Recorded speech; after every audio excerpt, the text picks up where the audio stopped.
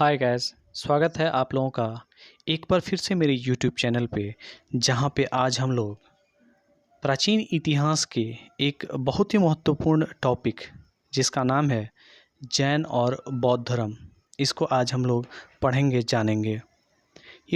इस टॉपिक से हमेशा आपके एग्ज़ाम्स में क्वेश्चन आते रहते हैं। ये आपके लिए काफ़ी फ़ायदेमंद हो सकता है, आप लोग इसको थोड़ा ध्यान से देखेंगे। चलिए हम लोग शुरू करते हैं आज का ये सेशन। पहला क्वेश्चन, जैन धर्म के वास्तविक संस्थापक कौन थे? आंसर होगा महावीर स्वामी। दूसरा क्वेश्चन, जैन धर्म में कितने तीर्थंकरों का उल्लेख मिलता है? आंसर होगा 24। आगे बढ़ते हैं, जैन धर्म के पहले तीर्थंकर कौन थे? आंसर होगा ऋषभदेव। चौथा क्वेश्चन, जैन धर्म के 23वें तीर्थंकर कौन थे? आंसर होगा पार्श्वनाथ। आगे बढ़ते हैं और देखते हैं पांचवा क्वेश्चन, पार्श्वनाथ ने कितनी सिद्धांतों की शिक्षा दी थी? पार्श्वनाथ ने ज़िंदगी गुजारने की जो शिक्षाएं दी थी वो टोटल 4 थीं। तो आइए थोड़ा सा देखते हैं कि वो कौन कौन से थे। सत्य यानी कि झूठ नहीं बोलना, अहिंसा यानी कि जीव हत्या नहीं करना, अस्तेय यानी कि चोरी नहीं करना, और चौथा था अपरिग्रह, जिसमें ये कहा गया था धन संग्रह नहीं करना। आगे बढ़ते हैं और देखते हैं छठा क्वेश्चन। छठा क्वेश्चन कह रहा है, पार्श्वनाथ के अनुयायी को क्या कहा जाता था? आंसर होगा निर्ग्रंथ। आगे बढ़ते हैं और सातवां क्वेश्चन देखते हैं, जैन धर्म के अंतिम और 24वें तीर्थंकर कौन थे? आंसर होगा महावीर स्वामी। जैसे कि हमने देखा 23वां पार्श्वनाथ थे और 24वां महावीर स्वामी थे, लेकिन इन दोनों के बीच में जो गैप है वो 250 वर्षों का है। आगे बढ़ते हैं और देखते हैं आठवां क्वेश्चन, महावीर स्वामी का वास्तविक नाम क्या था? उत्तर होगा वर्धमान। नवां क्वेश्चन, महावीर का जन्म कब और कहाँ हुआ था? आंसर होगा 540 ईस्वी पूर्व बिहार के वैशाली जिले के कुंडग्राम में हुआ था। ये वही कुंडग्राम है जो बसाड़ के नज़दीक है। चलिए आगे बढ़ते हैं और देखते हैं 10वां क्वेश्चन, महावीर के माता पिता का क्या नाम था? आंसर होगा माता का नाम त्रिशला और पिता का नाम सिद्धार्थ। त्रिशला चेटक की पुत्री थी। आगे बढ़ते हैं और देखते हैं 11वां, महावीर के पत्नी का क्या नाम था? आंसर होगा यशोदा। महावीर की एक बेटी भी थी जिनका नाम था प्रियदर्शना। आगे बढ़ते हैं और देखते हैं 12वां क्वेश्चन, महावीर सत्य के खोज में कितने वर्ष की आयु में घर छोड़कर निकल गए थे? आंसर होगा 30 वर्ष। चलिए 13वां क्वेश्चन देखते हैं, महावीर को कितने वर्षों की तपस्या के बाद सत्य का ज्ञान हुआ था? आंसर होगा 12 वर्ष। 14वां क्वेश्चन, महावीर को सत्य यानी कैवल्य या केवल का ज्ञान कब प्राप्त हुआ? कहाँ प्राप्त हुआ था? आंसर होगा जाम्भिया गांव ऋजुपालिका नदी के तट पर साल वृक्ष के नीचे। चलिए 15वां क्वेश्चन हम लोग देखते हैं, कैवल्य के प्राप्त होने के बाद उन्हें क्या कहा गया? आंसर होगा केवली या केवलीन। चलिए 16वां देखते हैं, सभी इंद्रियों पर विजय प्राप्त करने के बाद महावीर को क्या कहा गया? आंसर होगा जीन। अब इनका नाम महावीर कैसे पड़ा उसको थोड़ा सा जान लेते हैं। इनके अतुल्य पराक्रम दिखाने के चलते लोग महावीर कहते थे। इनको निर्ग्रंथ के नाम से भी जाना जाता था। चलिए आगे बढ़ते हैं और देखते हैं 17वां क्वेश्चन, मगध साम्राज्य का कौन से राजा महावीर के अनुयायी बन गए? आंसर होगा बिंबिसार। ये वही बिंबिसार हैं जिन्होंने हर्यक वंश की स्थापना मगध में की थी। आगे बढ़ते हैं और देखते हैं 18वां क्वेश्चन, महावीर ने अपना पहला उपदेश कहाँ दिया था? आंसर होगा राजगिरी, जो मगध की राजधानी हुआ करती थी। 19वां क्वेश्चन देखते हैं, महावीर की मृत्यु निर्वाण कब और कहाँ हुई? आंसर होगा 72 वर्ष की आयु में 468 ईस्वी पूर्व नालंदा जिले के पावापुरी में हुई। चलिए अब 20वां क्वेश्चन की तरफ बढ़ते हैं। महावीर स्वामी ने पार्श्वनाथ के सिद्धांतों में कितने सिद्धांत जोड़े? सिर्फ एक सिद्धांत जोड़ा था और वो था ब्रह्मचर्य का। चलिए आगे बढ़ते हैं और देखते हैं 21वां क्वेश्चन। महावीर स्वामी ने कितने सिद्धांतों को बताया और उनके कहे और उसे क्या कहा गया?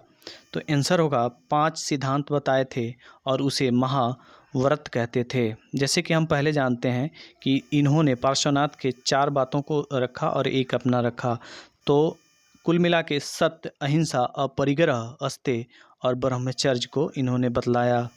चलिए आगे बढ़ते हैं और देखते हैं महावीर स्वामी के अनुसार मनुष्य के दुख के कारण क्या थे? तो पहला भय यानी मृत्यु, दूसरा लोभ यानी धन संपत्ति काम। चलिए आगे बढ़ते हैं। 23वां देखते हैं। महावीर ने पाप से बचने के लिए कौन सा रास्ता सुझाया था? तो वो रास्ता था त्रिरत्न। अब त्रिरत्न कौन कौन थे वो भी देख लेते हैं। सम्यक दर्शन, सम्यक ज्ञान और सम्यक चरित्र। चलिए 24वां क्वेश्चन की तरफ बढ़ते हैं और देखते हैं महावीर के अनुसार सबसे बड़े देवता कौन थे? आंसर होगा जीन। चलिए आगे बढ़ते हैं।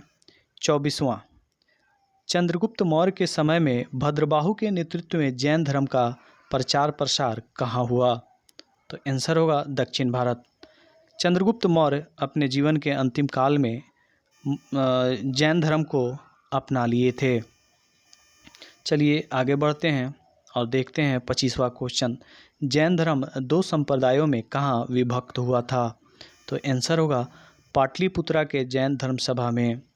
आगे बढ़ते हैं और देखते हैं 26वां, जो कि अंतिम क्वेश्चन होगा जैन धर्म के लिए। जैन धर्म के दोनों संप्रदायों का नाम क्या है? आंसर होगा श्वेतांबर और दिगंबर। चलिए अगला देखते हैं जो बौद्ध धर्म का पहला क्वेश्चन होगा और ये 27वां क्वेश्चन। गौतम बुद्ध का वास्तविक नाम क्या था? आंसर होगा सिद्धार्थ। अगला क्वेश्चन, सिद्धार्थ का जन्म कब और कहाँ हुआ था? आंसर होगा 563 ईस्वी पूर्व कपिलवस्तु के लुम्बिनी में हुआ था। आगे बढ़ते हैं और देखते हैं महात्मा बुद्ध के माता पिता का क्या नाम था? आंसर होगा पिता का नाम सुदोधन और माता का नाम महामाया था। महात्मा बुद्ध, अगला क्वेश्चन है, महात्मा बुद्ध के माता का निधन हो जाने के बाद उनका लालन पालन किसने किया? आंसर होगा उनकी मौसी प्रजापति गौतमी ने। चलिए 31वां क्वेश्चन देखते हैं। सिद्धार्थ के पत्नी का क्या नाम था? आंसर होगा यशोधरा। अभी हमने महावीर के पत्नी को भी देखा जिनका नाम था यशोदा और सिद्धार्थ के पत्नी का यशोधरा। तो यहाँ से दोनों का नाम मिलता जुलता है, इसको थोड़ा सा आप लोग ध्यान दे करके याद कर लेंगे। चलिए आगे बढ़ते हैं और देखते हैं 32वां क्वेश्चन। सिद्धार्थ के पुत्र का क्या नाम था? आंसर होगा राहुल। 33वां क्वेश्चन अब देखते हैं। बुद्ध के सत्य की खोज में घर छोड़कर निकलना क्या कहा जाता है? निकलने को क्या कहा जाता है? आंसर होगा महाभिनिष्क्रमण। चलिए आगे बढ़ते हैं और देखते हैं महात्मा बुद्ध को कितने वर्ष की उम्र में और कहाँ पर सत्य यानी संबोधि का ज्ञान हुआ? आंसर होगा 35 वर्ष की आयु में बोधगया में पीपल के पेड़ के नीचे, जिसे हम लोग बोधि वृक्ष कहते हैं।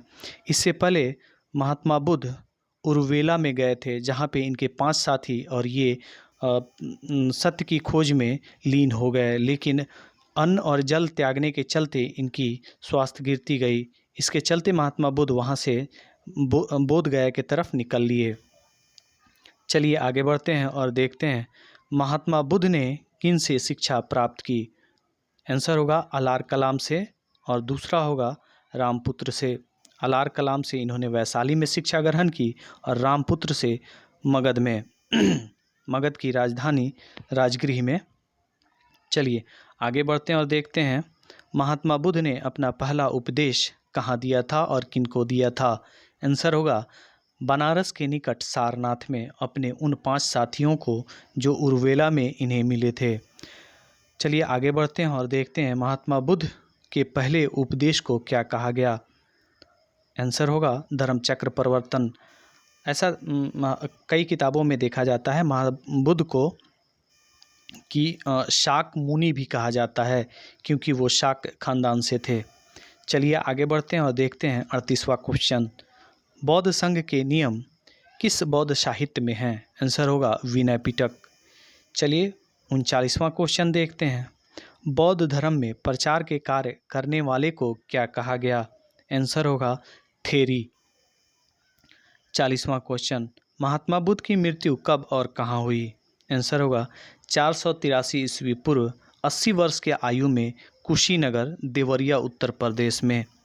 चलिए आगे बढ़ते हैं और देखते हैं 41वां क्वेश्चन। महात्मा बुद्ध की मृत्यु को क्या कहा गया? आंसर होगा महापरिनिर्वाण। 42वां क्वेश्चन। बुद्ध ने दुखों पर विजय प्राप्त करने को कौन सा मार्ग दिखलाया था? आंसर होगा अष्टांगिक मार्ग। चलिए 43वां क्वेश्चन देखते हैं। बौद्ध धर्म का मूल आधार किन बातों पर है? तो 4 बातों पे है, जिसे हम लोग आर्य सत्य कहते हैं। चलिए 44वां क्वेश्चन देखते हैं, जो कि बौद्ध संगीति से जुड़ा हुआ है, और ये बौद्ध संगीति से आने वाले क्वेश्चन हर परीक्षा में आपको मिल जाते हैं, तो इसे आप लोग थोड़ा अच्छे से देखिएगा, अच्छे से याद कीजिएगा। पहली बौद्ध संगीति कब, कहाँ और किसके काल में हुई थी? आंसर होगा पहली बौद्ध संगीति 483 ईस्वी पूर्व राजगिरी में अजातशत्रु के काल में हुई थी। अभी अभी महात्मा बुद्ध की मृत्यु हुई थी, उसके बाद ये बौद्ध संगीति हुई थी। 45वां क्वेश्चन। दूसरी बौद्ध संगीति कब, कहाँ और किसके काल में हुई? आंसर होगा 383 ईस्वी पूर्व वैशाली में, राजा थे कालाशोक। आगे बढ़ते हैं 46वां क्वेश्चन के तरफ। तीसरी बौद्ध संगीति कब, कहाँ और किसके काल में हुई? आंसर होगा 250 ईस्वी पूर्व पाटलिपुत्रा में, अशोक के काल में। आगे बढ़ते हैं और देखते हैं 47वां क्वेश्चन।